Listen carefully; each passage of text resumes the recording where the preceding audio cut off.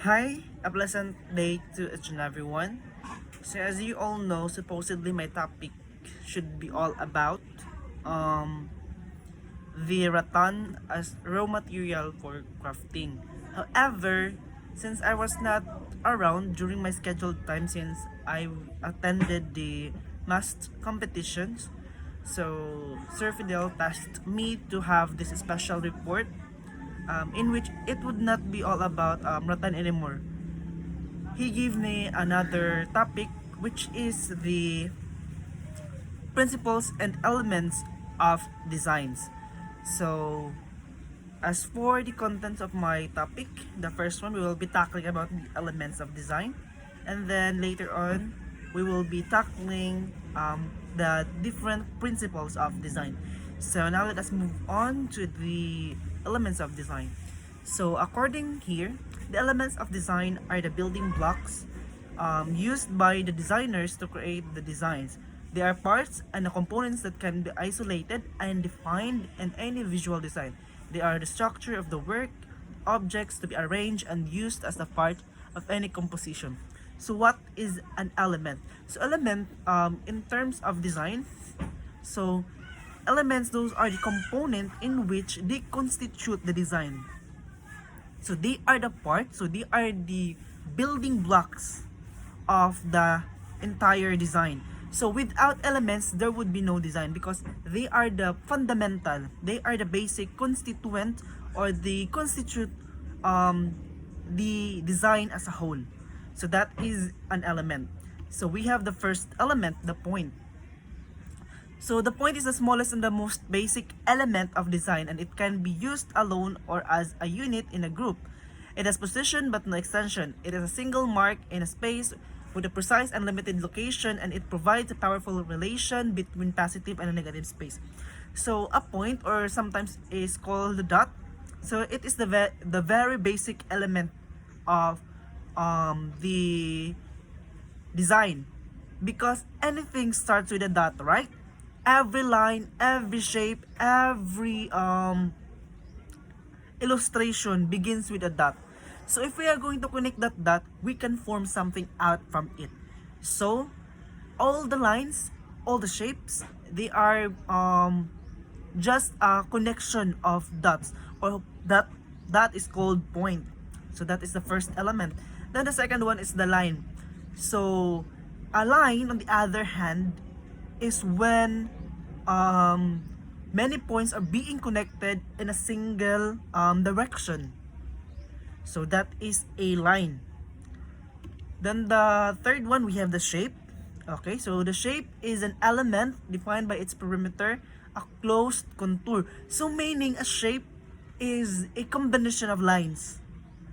However, when we compare it to a line has its endpoints. However, when we see shape, it's closed, meaning it has what we call that. It has no end. Not literally end because the square has its ends. However, it is a closed figure, unlike line that it's just they're open. So that is a shape. So this area is contained within implied line and has two dimensions, the height and the width. So the basic shape contains height and width. So it could be triangle, square, circle, realistic, animal, human, etc. or abstract. Because if you have noticed, every illustration is constituted by different shapes. So that's it. Then the second one, the fourth one, I guess, is the form. So the form is derived from the combination of point, line, and shape. So this one is the combination of the three preceding elements of design. So when we combine those elements, the point, the line, and the shape, so we can have a form. So a form describes volume, the 3D aspect of an object that take up space, and it can be viewed from any angle, a cube, sphere, etc. It has width, height, and depth. So that's what I have mentioned earlier. A shape only has width and height. But when that particular shape already has a depth, so that is now a 3D. or the three-dimensional. It is three-dimensional because in any angle you will look to it, so you can see the angle, or you can view it in different angles. Yeah, that's it. So that's it. Then we have the color. So the color is responsible for of the eye to differing wavelengths of the radiation within the visible spectrum. So we all knew that we were able to see color because colors because they belong to the visible spectrum, or those are the wavelength in which our eyes can see. So we have the different the term is the visible light. Yeah, that's it. So visible light composed of many colors. So colors is very important in design because it brings emotion, it brings the life, or it brings emphasis to every design. So that's the the sixth one, I think, color. And then let's proceed to the next one. So the next one, we have the value. So the value is defined as the relative lightness or darkness. So kung sa cellphone pa ni siya, so it is when we edit our pictures, it is the brightness or the brightness settings of our photo editing app. So value here talks about the lightness or darkness, or the how light or dark that element of a design should be. So that is value. Then we have the texture. So texture talks about the roughness and the smoothness of the design. So we may notice this one, especially when we use something like in the shape, when you see dots like this one in the illustration. So if you can see there are dots with space not connected. So those dots we can infer to that specific element or design that is rough.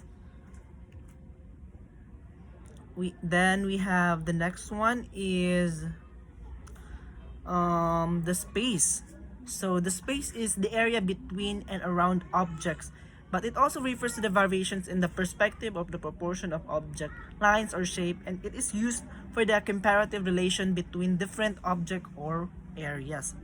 So the space here talks about the space from the word itself. So it is the area in which the elements are being separated. So if we have two elements here and here, so the space in the middle, that is or the area in that specific middle one, so that is the space.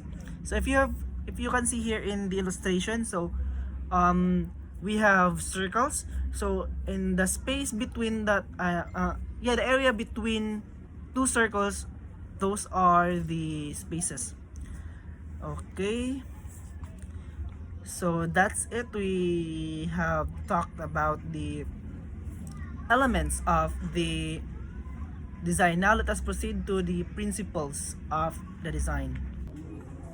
So what is the principle of design? So the principle of design combine the elements. So we already discussed the elements. So when we combine those elements, so that is the principle, and how we are going to combine those, how we are going to utilize those elements, so that defines the principles of the design. So let's proceed to the first one. So we have the first, the balance. So the balance is the concept of the visual equilibrium of the similar opposing or contrasting of elements that together create unified whole. So okay, balance, when we talk about balance, it is somehow the equal proportion. Okay, so when we talk about balance, it is something like the equilibrium state of those elements. So elements must be balanced in our design. So we have two types of balance, the symmetrical and symmetrical. So asymmetrical and symmetrical. So when we say symmetrical, of course, all the elements both side or both corner of the plane um, has the equal amount of those elements, or those elements in the different sides are just the same. When we say asymmetrical, so that there's some part in which that side there of the elements is more emphasized compared to the other side of the element. So that is the balance. Then we have the emphasis. So this one, it is utilized when you want to highlight something in your design. So that is emphasis. So it marks the location of the composition which most strongly draw the viewer attention. So if you, the designer, want to highlight that specific element, so you are going to emphasize that one. So that's the term emphasis being referred here. Then the movement. So it is the visual flow of the composition where the designer can direct the viewer's eye over the surface of the design. So every design should have a movement. So it depends upon the designer where he starts his element, where it ends. So that point there, the beginning and the end, the direction of the beginning and the end of the design, so that is the movement. So the viewer can easily depict the meaning or the tone, or where it starts and where the design ends. So that is movement. Somehow like it talks only about the direction. Then we have pattern. So an object or symbol that repeats in the design is pattern. So that's in the simple term, when there is a repetition of design, so that is pattern. But also we have this we call repetition. So how are they different? So repetition. So repetition. So creates unity and consistency in the composition. It is the reuse of the same, similar, or different objects throughout the design. So when we talk about pattern kasi, same design is being used. So meaning all the way they are the same. However, when we use the pattern, a pattern, then irregular shapes, pattern, irregular shape. So when it is continuous like that, so when you repeat that what we call that arrangement, the term is arrangement. So when you repeat that arrangement, pattern, regular shape, pattern, regular shape, or it could be both regular shape, varying different size, small, medium to large, and another small, medium to large. So something like that. So when you repeat that specific pattern, so that is a repetition. So a pattern is just the repetition of the design. So meaning all the way, so they are the same. But when we talk about repetition, it could either be they are the same, or they could be different in color, different for example, red, yellow, blue, and then you will, in the next part, you will also red, yellow, and blue. So something like that. So that is the difference between repetition and pattern. Then we have proportion. So proportion is the comparative relationship between two or more elements. So when you are going to compare, you want to highlight that there is a comparison between that elements. Let's say about the shapes. Let's talk about shapes since the illustration is about shapes. So when you want to emphasize that this one is bigger, so of course that specific shape there should be bigger compared to the other one. So that is proportion. Then we have the rhythm. So it is the alternation or the repetition of elements with defined intervals between them. It creates a sense of movement and is established the pattern and texture. There can be three types of rhythm: the regular, the flowing, the progressive. The regular rhythm occurs when the intervals between elements are similar. The flowing rhythm gives the sense of movement, while progressive rhythm shows sequence forms through progression steps. Okay, so rhythm. So it is somehow like in the repetition. However, they specify here the interval. Okay, so not the overall. So it talks only about the interval of the we call that the designs or the elements. So that interval there is the rhythm itself. So it could either be regular, so similar when the intervals in that elements are similar, so that is rhythm. However, if it has a flowing rhythm and gives sense of movement, so that is flowing. And then progressive from something small to big or slow to fast, so that is progressive. So there is what we call that increasing of the rhythm. Alright, then we have this variety. It is the principle that refers to the combination of elements in an intricate and complex relationship using different values, lines, textures, shapes, use. It's complementary to the unity and often needed to create visual interest or call attention to a specific area in the composition. Of course, if we are going to utilize just one element, or shall we say one shape throughout the design, it's a little bit least pleasing, especially when it's just the same color, same shape. So in order for us to have a more eye-catching design, we should utilize a variety of different shapes, different patterns, different colors, different sizes. So that's how variety, or how we can apply the principle of variety. Then the unity. So this one is the overall impact. So it is the combination of all those principles, all the principles and elements. So after you finish arranging them, after you finish editing or something like that, what you call when you design.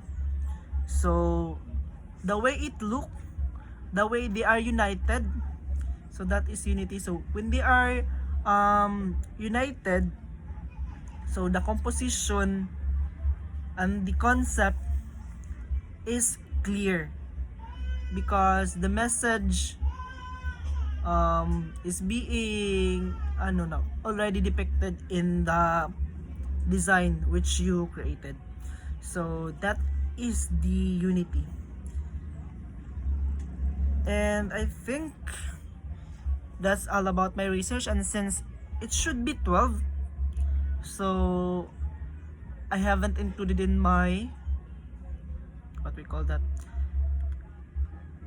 I haven't included it in my topic, in my PPT rather. So let's have this.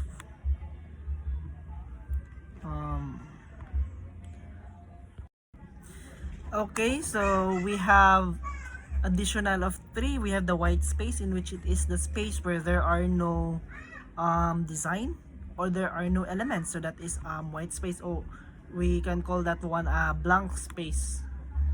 But in the world of design, so we call that as the white space. So we have also the contrast.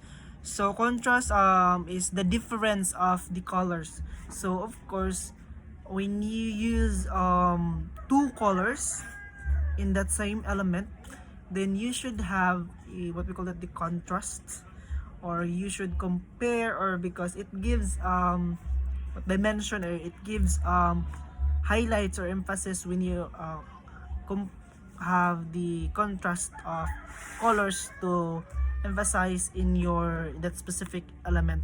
Then we have the hierarchy. So when we talk about hierarchy, it is the arrangement. So it could be from ascending to descending. So it could be utilized in the design. For example, you want to start with the very basic up to the what we call that most complicated elements or design. So that's it for the addition, and that ends my presentation. Thank you.